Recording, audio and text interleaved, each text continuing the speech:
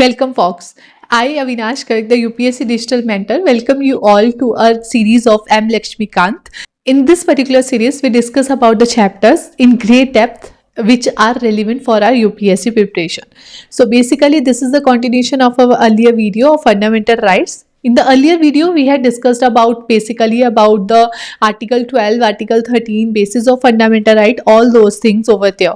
In this particular video, we are going to start off with the first fundamental right, that is right to equality. So now let's get started off with the topic of today. So let's get started.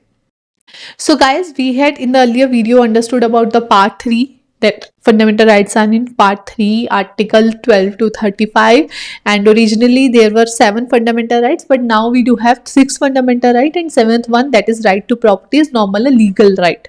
And then we understood about the definition of state, definition of law, and if in case any law made by government or state that are in contradiction with fundamental right, तो उस law को totally null and void declare कर दिया जाएगा. ये सब हमने अभी तक डिस्कस कर लिया है. अब स्टार्ट करते हैं with our first fundamental right, that is right to equality. So what is right to equality? अभी तक हमने एनसीईआरटीज में इस चीज का थोड़ा जस्ट देखा है कि राइट टू इक्वालिटी क्या होता है. अब हम उसे in depth in the form of articles discuss करते हैं. So article 14 says equality before law and equal protection of law. हमेशा की तरह अब भी आपको अगेन रिक्वेस्ट है, if you don't have bare act with you right now in the form of hard copy, but please can you please put up the soft version or the e version of bare act, so that कि आप अच्छे से article की जो basic language है वो खुद से पढ़ सके. और हम लोग अभी यहाँ पे भी एक बार को देखते हैं the bare act. So let me put it up. Yes. So Article 14 says the state shall not deny to any person equality before law or equal protection of law within the territory of India. Right? So this is something that is in the Article 14. अब हम चलते हैं back to our screen और our notes. तो यहाँ पे पहली बात आती है इक्वालिटी. समझ में आ गया. अब ये इक्वालिटी बिफोर लॉ और इक्वल प्रोटेक्शन ऑफ लॉ में डिफरेंस क्या है? पहले मैं आपको let's put up in this context. Yes, equality before law जो कंसेप्ट है that has been taken from the British constitution. In British constitution ऐसा माना जाता है, पहले क्या होता था कि king was supreme, like king was law, but then law became king, कि जो लॉ है वही किंग है. तो वैसे इक्वालिटी बिफोर लॉ क्या कहता है कि लॉ की नज़र में सब इक्वल होंगे. मतलब there will be no privilege, special privilege that will be given to any particular individual. कि ऐसा नहीं है क्योंकि आप इस पर्टिकुलर पोजीशन में हो तो आपको कुछ स्पेशल एक तरह से फेवर मिल जाएगा. लॉ के सामने हर कोई सेम होगा. Basically equality before law means absence of any privilege, कि किसी को कोई प्रिविलेज नहीं मिलेगा. तो इसीलिए बोला जाता है, अब देखो यहाँ पे क्या हो रहा है, एब्सेंस, राइट. तो इसीलिए इसे नेगेटिव बोला जाता है कि जो इक्वालिटी बिफोर लॉ है it has negative connotation with it, क्योंकि वो रोक रहा है कि हाँ ये चीजें नहीं होनी चाहिए. तो वो है इक्वालिटी बिफोर लॉ, कि लॉ के सामने सब इक्वल होंगे, किसी के लिए कोई स्पेशल सर्कमस्टांसेस ऐसे कुछ नहीं बनेगा. फिर आता है equal protection of law, that has been taken from American constitution, कि जो लॉ की प्रोटेक्शन है वो सबके लिए सेम रहेगी. कि जो एक पोजीशन, जैसे सर्कमस्टांसेस के अकॉर्डिंगली भी चीज़ें वेरी होती हैं, तो सेम सर्कमस्टांसेस में जो लोग होंगे उनके लिए सेम लॉ ही एप्लीकेबल होगा. तो ये है इक्वल प्रोटेक्शन ऑफ लॉ, कि हर किसी को इक्वली प्रोटेक्शन मिलेगी.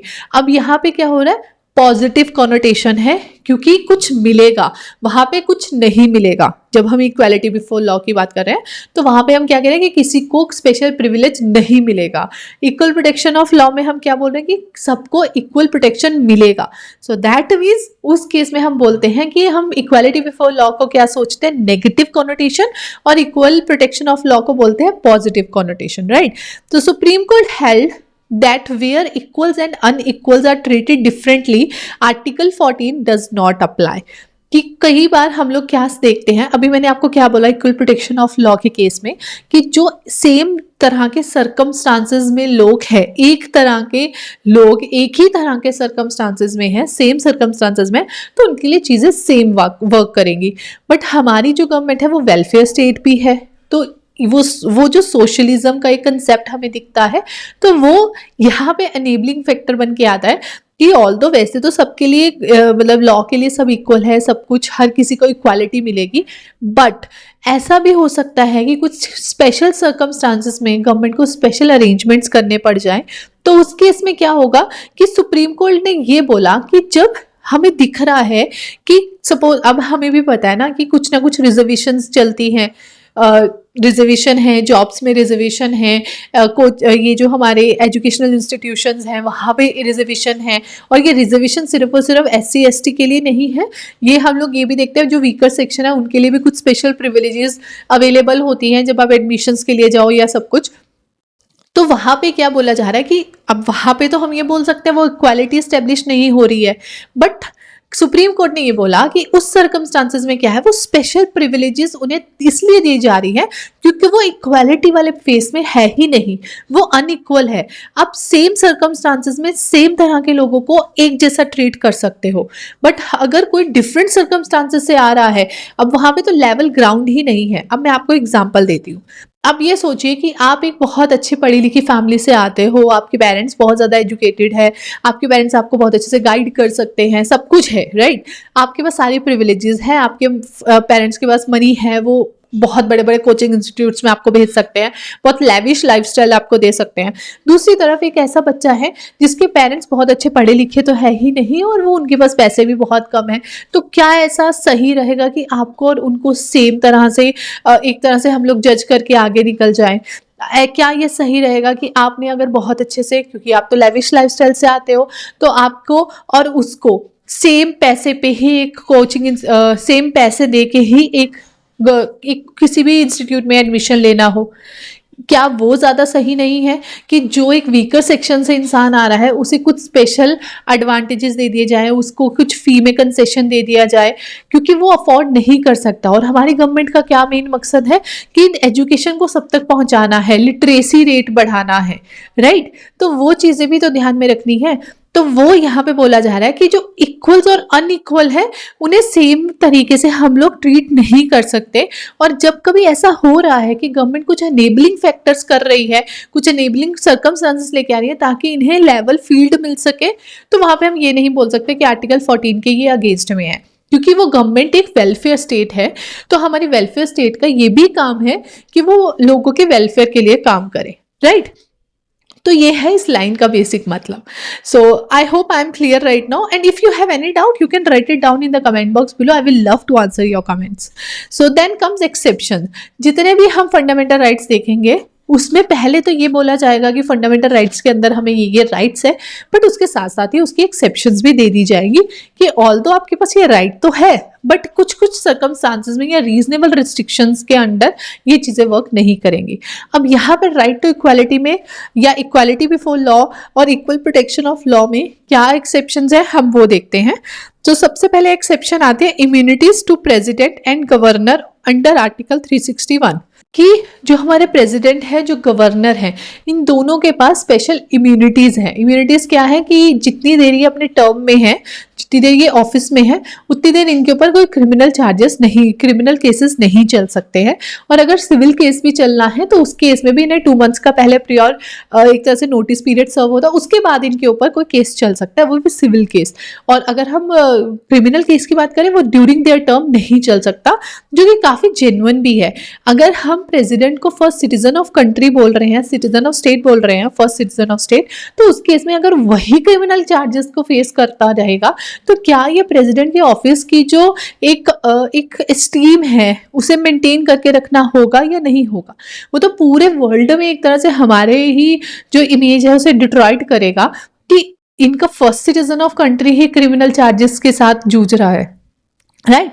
तो उस तरह से है। फिर फॉरेन सॉवरेन्स हैं या डिप्लोमेट्स हैं, अगर वो अब देखो क्या होता है, इम्यूनिटीज इनके पास होती है कि जो फॉरेन जैसे डिप्लोमेट्स हैं, सपोज कीजिए कोई, और उसने कुछ हमारी कंट्री में कोई क्राइम कर दिया, तो अकॉर्डिंग टू लॉ तो उसे पनिशमेंट देना चाहिए, बट ऐसा नहीं होता है।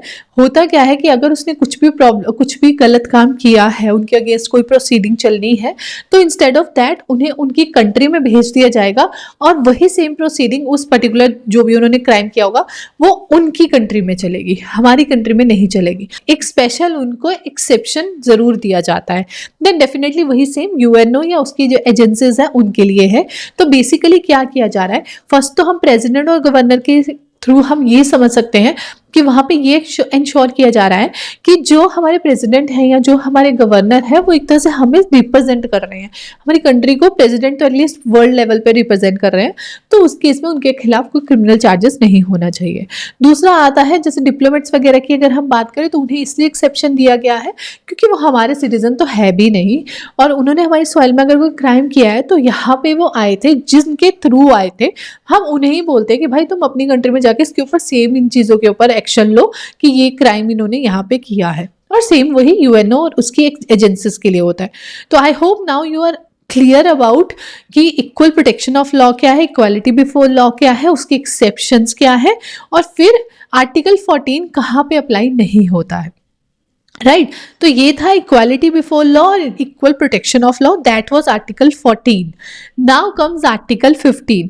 आर्टिकल 15 सेज कि prohibition of discrimination on certain grounds, की जो गवर्नमेंट है, जो स्टेट है, वो ऐसा नहीं है कि किसी भी जो भी कैंडिडेट्स है या जो भी सिटीजन्स है उनके साथ डिस्क्रिमिनेशन कर सके on the basis of 5 grounds.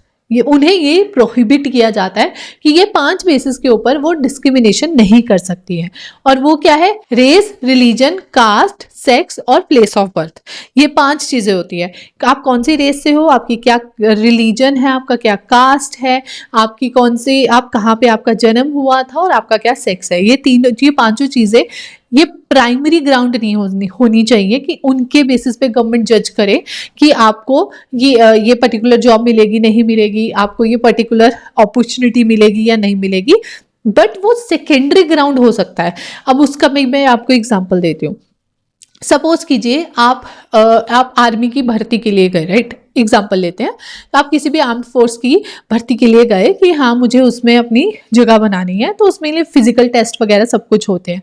तो वहाँ पे जो फिजिकल टेस्ट होते हैं वहाँ पे ऐसा नहीं हो सकता। अब कुछ पोस्ट ऐसी हैं वहाँ पे सिर्फ मेल कैंडिडेट्स ही जा सकते हैं। अब तो फीमेल कैंडिडेट्स बहुत जगह है पर पहले नहीं थे। तो हम लोग बोल सकते हैं कि वहां पे भी तो एक तरह से सेक्स के बेसिस के ऊपर डिस्क्रिमिनेशन हो रहा है, बट वो सेक्स जो है वहां पे सेकेंडरी ग्राउंड है।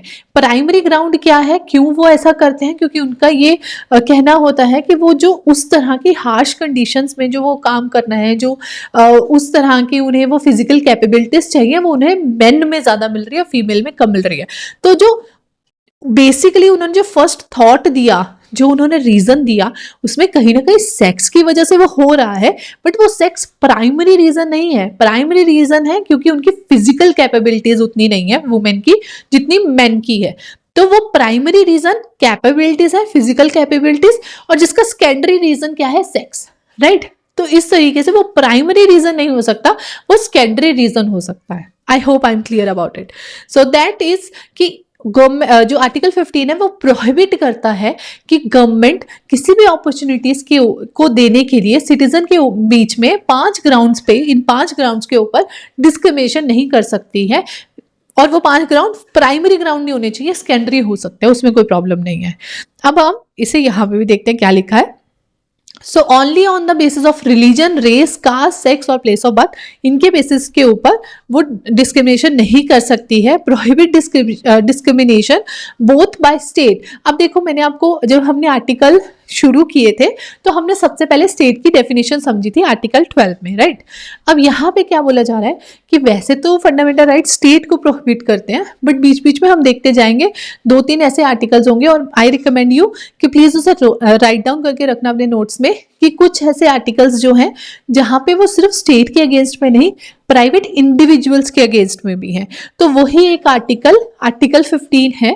ये आर्टिकल सिर्फ स्टेट को प्रोहिबिट नहीं कर रहा, बट प्राइवेट इंडिविजुअल को भी प्रोहिबिट कर रहा है under clause 2, whereas only by state in clause 1।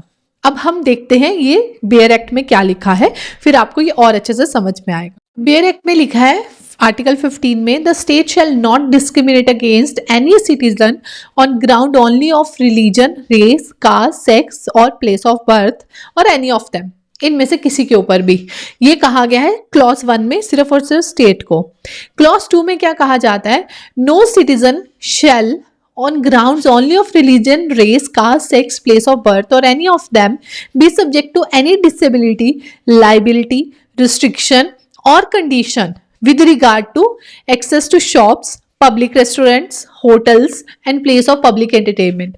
और सब क्लॉज बी में क्या लिखा है, the use of wells, tanks, bathing ghats, roads and place of public resort. और फिर पहले हम दो यही देखते हैं, राइट। तो सेकंड जो क्लॉज 2 है उसके अंडर क्या बोला जाता है, क्लॉज 1 में तो स्टेट को प्रोहिबिट कर दिया कि भाई देखो तुम्हें तो इन 5 ग्राउंड्स के ऊपर बिल्कुल भी डिस्क्रिमिनेशन नहीं करना, पर जो क्लॉज 2 है उसके अंदर सिटीजन्स को बोला गया है कि तुम्हें भी किसी भी हाल में जो दूसरा इंसान है, जो दूसरा सिटीजन है, उनके साथ डिस्क्रिमिनेशन नहीं करना है इन 5 ग्राउंड्स पे। अब वो किस चीज में डिस्क्रिमिनेशन कर सकते हैं, जो कि हुआ भी करती थी। जैसे आपको शायद नहीं पता होगा, बट अगर आपके घर में ग्रैंड पेरेंट्स हैं तो आप उनसे पूछ सकते हैं कि कुछ जगहों पे ऐसा भी होता था कि एक पर्टिकुलर कुएं में से वो पर्टिकुलर जात के लोग ही ले सकते थे, दूसरे नहीं ले सकते थे। तो बहुत सारी ऐसी रिस्ट्रिक्शंस थी, तो वो नहीं होनी चाहिए कि जैसे इस पर्टिकुलर टैंक का पानी ये लोग यूज करेंगे, ये बाथिंग घाट ये लोग यूज करेंगे, तो ऐसी वाली चीजें नहीं होनी चाहिए। तो ये सिटीजन्स को प्रोहिबिट किया जा रहा है कि आपको भी इन 5 ग्राउंड्स के ऊपर ये नहीं करना है। फिर आता है clause 3, nothing in this article shall prevent the state from making any special provision for women and children. कि इस पूरे जो देखो, जो भी हम आर्टिकल्स पढ़ेंगे, जो भी हम फंडामेंटल राइट्स देखेंगे, उसमें पहले तो ये बोल दिया जाएगा कि इस आर्टिकल के अंडर या इस फंडामेंटल राइट के अंदर ये हो सकता है। फिर बाद में ये बोल दिया जाएगा कि अगर स्टेट को लगे कि हाँ कुछ स्पेशल करने की जरूरत है या रीजनेबल रिस्ट्रिक्शन चाहिए तो वो इंट्रोड्यूस कर सकती है। तो यही जो हमारा क्लॉज 3 है उसके अंदर हो रहा है। So now let's get back to our notes. तो यहाँ पे अब हम देखते हैं एक्सेप्शंस। तो अब आपको ये वाला पॉइंट अच्छे से समझ में आ गया होगा कि prohibit discrimination both in state and private individual in clause 2 में उनको प्राइवेट स्टेट और प्राइवेट इंडिविजुअल दोनों को बोला गया, जबकि स्टेट जो क्लॉज 1 है उसमें स्टेट को बोला गया। तो अब आती है एक्सेप्शंस की बात। तो एक्सेप्शंस में क्या आता है, जैसे special provision for women and children like reservation of seats. आपको पता है मेट्रो में जाओ तो वहां पे भी सीट्स रिजर्व होती है, बसेस में सीट रिजर्व होती है, ट्रेन में सीट रिजर्व होती है। तो एक तरह से देखा जाए तो वो सेक्स के बेसिस के ऊपर डिस्क्रिमिनेशन है कि पर्टिकुलर सेक्स को उन्होंने प्रिविलेज दिया है। बट आप ये देखिए कि वो सेक्स सेकेंड, यहाँ पे भी वो क्या आ जाता है, सेक्स जो है वो सेकेंडरी ग्राउंड है। प्राइमरी ग्राउंड क्या है, क्योंकि उनके साथ बहुत सारी प्रॉब्लम्स हैं। अगर आप लेडीज की भी बात करो, हम सबको पता है कि पब्लिक प्लेसेस में लेडीज या वुमेन कितनी ज्यादा ही सिक्योर है, कुछ खास सिक्योर नहीं होती। तो इसलिए it's better to have their seats, ये वाली चीज आ गई। दूसरी चीज ये हो सकती है कि मतलब वो भी थक जाएंगी, मतलब उनकी वही, अगर आप आर्मी में रिक्रूटमेंट करते समय फिजिकल एबिलिटीज के ऊपर बात कर रहे हो तो यहाँ पे भी तो वो सेम चीज अप्लाई होती है। तो वो चीज है। Then special provision for advancement of any socially and educationally backward classes और SC ST, जो कि नॉर्मल है, हम लोग ये चीज बहुत अच्छे से समझते हैं। Then special provision for socially and educationally backward classes और SC and ST in educational institute, जो 93rd अमेंडमेंट एक्ट से इंट्रोड्यूस किया गया था। Special provision for advancement of any economically weaker section added by 103rd amendment act.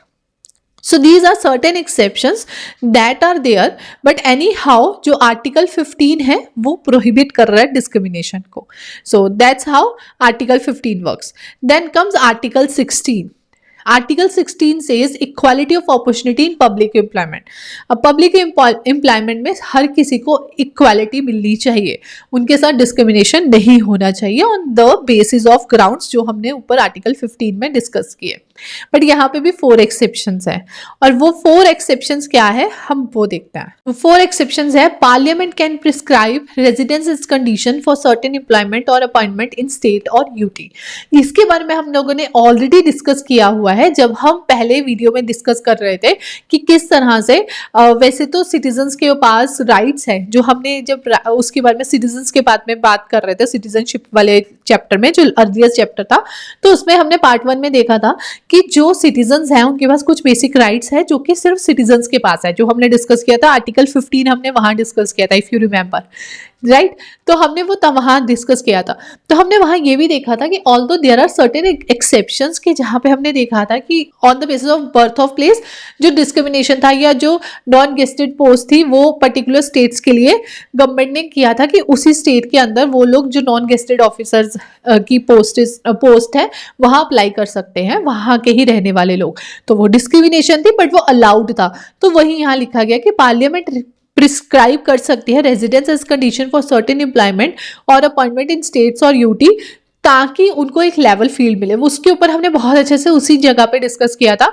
अगर आपने वो video नहीं देखी है then I highly recommend you to just go and watch that video, that must be displayed on your screen at the I button, so just check it out. Then state can provide reservation of appointment or post in favor of any backward class that is not adequately represented in state services. कि जैसे अगर कोई भी government को लगता है कोई particular जो बैकवर्ड क्लासेस है वहाँ के लोग डेवलपमेंट के प्रोसेस में इक्वली आगे नहीं बढ़ पा रहे तो वहाँ पे गवर्नमेंट डेफिनेटली रिजर्वेशन पॉलिसी लेके आ सकती है. देन रिलीजियस डिनोमिनेशन के ऊपर भी आ सकती है. Then state is permitted to make provision for reservation of up to 10% of appointment of post in favour of any economically weaker section. तो पॉइंट सेम है कि गवर्नमेंट का वेलफेयर स्टेट का काम है, तो वो वेलफेयर स्टेट जो होगी उसके अंदर ये इंश्योर करने की जरूरत होती है कि इक्वालिटी के साथ साथ इक्विटी के ऊपर भी इंपॉर्टेंस रखी जा सके. इक्वालिटी मीन्स कि सबको इक्वल देखो. इक्विटी मीन्स कि जिसको स्पेशल नीड है उसकी स्पेशल नीड को पूरा करो ताकि वो भी एक लेवल फील्ड मिल सके सबको. ऐसा नहीं होना चाहिए कि हमने तो भाई सबके लिए अपॉर्चुनिटी ओपन कर दी और उसमें होगा क्या, जिनके पास जो वेल ऑफ है उनके पास अपॉर्चुनिटी भी है, उनके पास बहुत सारी एक तरह से हम लोग बोल सकते हैं कि हेड ऑफ है जिसकी वजह से वो आगे बढ़ जाएंगे. बट जो लोग वीकर सेक्शन से आते हैं जो बैकवर्ड क्लासेस से आते हैं वो आगे ही नहीं बढ़ पाएंगे क्योंकि एनी हाउ उनके पास वो उतनी अपॉर्चुनिटीज अवेलेबल नहीं है. तो वहाँ पे जो गवर्नमेंट है वो पर्टिकुलर प्रोविजंस बनाती है जिससे कि वो लोग भी अपनी डेवलपमेंट की जो जर्नी है उसे आगे लेके जा सके. तो ये है exception that comes under article 16. Now comes Article 17, that is abolition of untouchability. That is the article that is not against the state but toward us. क्योंकि अनटचेबिलिटी गवर्नमेंट तो क्या ही कर रही होगी, वो तो बेचारी प्रोविजंस बना रही है ताकि सबको इक्वल अपॉर्चुनिटीज वगैरह मिल सके, बट अनटचेबिलिटी हम लोग प्रैक्टिस करते हैं, right. So in 1976 untouchability offences act 1955 pass हुआ था जिसे कि रीनेम कर दिया गया था protection of civil rights act 1955, right. तो इसके अंदर वही है, अनटचेबिलिटी को प्रोहिबिट किया जाता है कि वो किसी भी फॉर्म में अनटचेबिलिटी नहीं होनी चाहिए और अगर अनटचेबिलिटी को प्रैक्टिस करता है तो उसके खिलाफ काफी अच्छे पनिशमेंट्स हैं, राइट. तो then article 18 says abolition of titles कि अब देखो पहले टाइटल्स मिलते थे तो अब वो टाइटल्स आफ्टर इंडिपेंडेंस वो हम एप्लीकेबल नहीं है इंडिया के केस में, ताकि ऐसा नहीं होना चाहिए कि डिफरेंट एक तरह से बोल दो ना कि वो डिफरेंट जोन्स बन जाए लोगों के, कि पहले ही डिस्क्रिमिनेट करने के लिए एक दूसरे के लिए हमारे पास वर्ना सिस्टम था, कास्ट सिस्टम था और ऊपर से ये टाइटल सिस्टम बन जाए जिसके बेसिस पे हम बोले कि नहीं मैं तो उस टाइटल से बिलोंग करता हूँ, तुम्हारे पास तो वो टाइटल भी नहीं है, नहीं मैं तुम्हारे घर में अपनी लड़की की शादी नहीं करूँगा. तो वो ऑलरेडी इतने सारे डिस्क्रिमिनेशन करने के लिए हमारे पास ग्राउंड है तो एक और क्यों खड़ा करना. तो इसलिए एबोल्यूशन ऑफ टाइटल्स भी अंडर आर्टिकल 18 है. अब हम एक बार बेयर एक्ट में जरूर देख लेते हैं क्योंकि हमने आर्टिकल 16, 17, 18 ये तीनों आर्टिकल्स हमने बेयर एक्ट में नहीं पढ़े हैं. तो अब हम एक बार बेयर एक्ट पे चलते हैं और वहां डिस्कस करते हैं about these articles. So Article 16 says there shall be equality of opportunity for all citizens in matter related to employment or appointment to any office under state. No citizen shall on ground only on religion, race, caste, sex, descent, place of birth, residence or any of them be ineligible for or discriminated against in respect of any employment of office under state. Nothing in this article shall prevent Parliament from making any law prescribing in regard to class or classes of employment or appointment to a office. अब देखो यहाँ पे फिर वही बात आ गई. पहले दोनों क्लॉजेस में क्या बोल दिया, एक ही ऐसा नहीं होना चाहिए वैसा नहीं होना चाहिए. फिर क्लॉज 3 में क्या बोल दिया, पर पार्लियामेंट कर सकती है, राइट. तो इसी तरीके से बाकी सारे क्लॉजेस आप प्लीज पढ़ लेना. फिर आता है article 17 again says untouchability is abolished and in its practice in any form is forbidden. The enforcement of any disability arising out of untouchability shall be an offence punishable in accordance with law. और article 18 क्या बोलता है? No title not being military or academic distinction shall be confirmed by the state, no citizen of India shall accept any title from any foreign state, right. तो ये है article 18। तो इन अब मैं आपसे highly, again this is highly recommended कि please have bare act with you and understand each bit of thing from the bare act, right.